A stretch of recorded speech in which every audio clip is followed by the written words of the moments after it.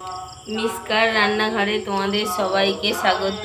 দেখুন বন্ধুরা, আমি আগের থেকে তোমাদের বলে দিচ্ছি, আমাদের এখানে মায়ের গান বসেছে, সেই আওয়াজটা আসছে, মিষ্টি আওয়াজ। এখানে আমি চিকেন নিয়েছি 200 গ্রাম এরকম সলিড পিস। এখানে আমি ভিনিগার নিয়েছি 1 চামচ, এর মধ্যে দিয়ে দিলাম। দিয়ে ভিনিগারের জলেতে আমি চিকেনটাকে ভালোভাবে 5 মিনিট রেখে দেব। দেওয়ার পরে আমি এই ভিনেগারের জলটা বাদ দিয়ে ফিরে আসছি। দেখুন বন্ধুরা, 5 মিনিট পরে আমি ফিরে এসেছি। দেখুন, আমি 5 মিনিট এই ভিনিগারে চিকেনটাকে ভিজিয়ে রেখেছিলাম। এবারে আমি দেখুন কতটা জল ছেড়ে দিয়েছে এর মধ্যে দিয়ে। এবারে আমি জলটাকে ছেঁকে ফেলে দেব। দেখুন, এইভাবে আমি ছেঁকে নেব।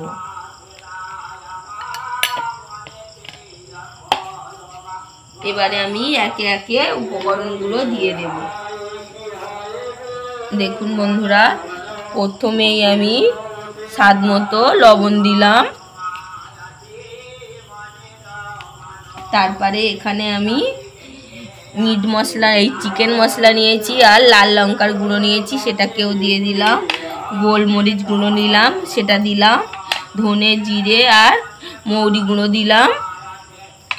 আদা রসুনের পেস্ট দিলাম। তারপরে আমি সয়া সস দিলাম। দেখুন বন্ধুরা, এর মধ্যে আমি সয়া সস দিলাম। তারপরে আমি একটা ডিম নিয়েছি, ডিমটাকে ফাটিয়ে এর মধ্যে দিয়ে দিলাম। আর এখানে আমি কর্নফ্লাওয়ার নিয়েছি। কর্নফ্লাওয়ারটা একটা বড় কাচের বাটির, মাঝারি কাচের বাটির হাফ বাটির একটু বেশি নিয়েছি, ওটাকেও দিয়ে দিলাম। আর আমি এখানে বেসন নিয়েছি বড় 4 চামচের একটু বড়, দিয়ে দিলাম। দিয়ে আমি ভালোভাবে ম্যারিনেট করে 10 মিনিট রেখে দেব। দেখুন বন্ধুরা, এইভাবে আমি ম্যারিনেট করে আর রেখে দেব। তারপরে 10 মিনিট পরে আমি ফিরে আসছি। অল্প সময়ের মধ্যে আমি সুন্দর একটা চিকেন পকোড়া বানিয়ে আপনাদের দেখিয়ে দেব কত সুন্দর হয়। দেখুন, এইভাবে আমি 5 মিনিট পরে ফিরে আসব, 5 থেকে 10 মিনিট। দেখুন বন্ধুরা, আমি 10 মিনিট পর ফিরে এসেছি। আমি এখানে একটু গরম মশলার গুঁড়ো দিয়ে দিচ্ছি। গরম মশলার গুঁড়ো দিয়ে, আর ওদিকে আমি কড়াই বসিয়ে রিফাইন অয়েল গরম করতে দিয়েছি। আমি এবার এই চিকেন পকোড়াগুলো ভেজে নেব। দেখুন, আমি ম্যারিনেট করে 10 মিনিট পর ফিরে এসেছি। দেখুন বন্ধুরা, এখানে তেলটা আমি গরম করে নিয়েছি। এবারে একে একে আমি এইভাবে ছেড়ে দেব। খুব গরম করিনি, হালকা গরম করে নিয়েছি। এখানে এই চিকেন পকোড়াটা 2 কোটে ভাজতে হয়। আমি 1 কোট হালকা করে ভেজে নিয়ে তারপরে আর 1 কোট দেব। দেখুন বন্ধুরা, এইভাবে আমি ভেজে নিচ্ছি।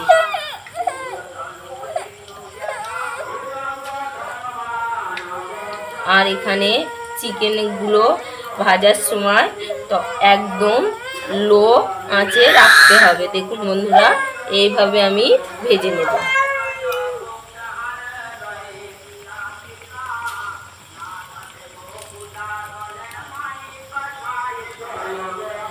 আমি 5 মিনিট ধরে অল্প আঁচে ভেজে নিয়ে আবার ফিরে আসছি।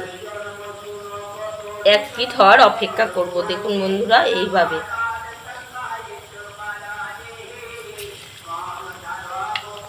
দেখুন বন্ধুরা, আমার 1 পিঠ হয়ে গিয়েছে। আমি আর 1 পিঠ এইভাবে ভেজে নেব। নিয়ে আমি নামিয়ে নিয়ে 5 মিনিট আমি এই পকোড়াগুলো রেস্ট দিয়ে নেব, রেস্টে রাখবো। তারপরে আমি 5 মিনিট পরে আবার ভেজে নেব। দেখুন, আর 1 পিঠ আমি ভেজে নেব, তারপরে আমি নামিয়ে নেব। দেখুন বন্ধুরা, আমার মিসকার রান্নাঘরে তোমরা সাবস্ক্রাইব করছো না। মনে হয় ভিডিও কারোরই পছন্দ হচ্ছে না, বা রেসিপি পছন্দ না। তোমাদের মনের মতো রেসিপি আমারে কমেন্টে জানাও, আমি চেষ্টা করব বানিয়ে দেখানোর। আর তোমাদের কাছে আমার একান্ত অনুরোধ, তোমরা একবার হলেও আমি যে রেসিপি বানাই একবার হলেও বাড়িতে বানিয়ে খেয়ে দেখবেন, খারাপ লাগবে না, ভালোই লাগবে, সেটাও কমেন্টে জানাবে বন্ধুরা। দেখুন আমি এইভাবে আমি ভেজে নিয়েছি, এবারে আমি নামিয়ে নেব। আমি গ্যাসটাকে বন্ধ করে দিলাম, দিয়ে আমি নামিয়ে নেব, নিয়ে আবার 5 মিনিট পরে ভেজে নেব। দেখুন বন্ধুরা আমি এইভাবে এক কোট ভেজে নিয়েছি, আর এক কোট আমি ভেজে নেব 5 মিনিট পর। 5 মিনিট আমি এই পকোড়াগুলো একটু রেস্টে রাখবো।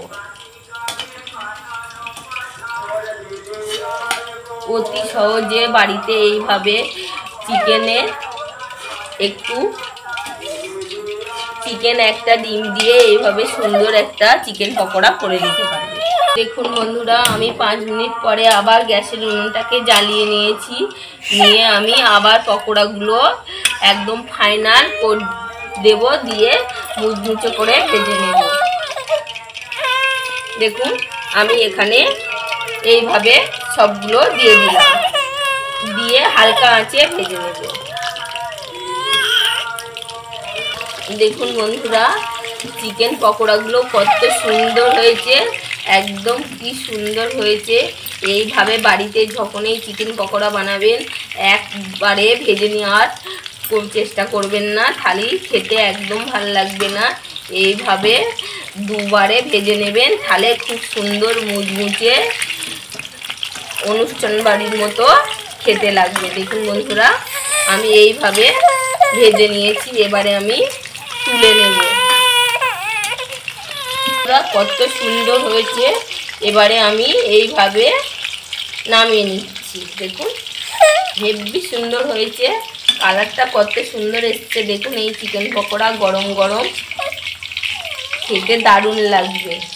দেখুন বন্ধুরা আমার চিকেন পকোড়াটা রেডি হয়ে গিয়েছে, এবারে আমি ভালোভাবে দেখিয়ে দেব কেমন হয়েছে। এই আমার চিকেন পকোড়ার এই রেসিপিটা যদি ভালো লাগে লাইক করো, শেয়ার করো, কমেন্ট করো, আর আমার মিশকার রান্নাঘরে যদি নতুন বন্ধুরা হয়ে থাকো সাবস্ক্রাইব করে দিও। এরকম নতুন নতুন রেসিপি পেতে সবাই ভালো থেকো, সুস্থ থেকো।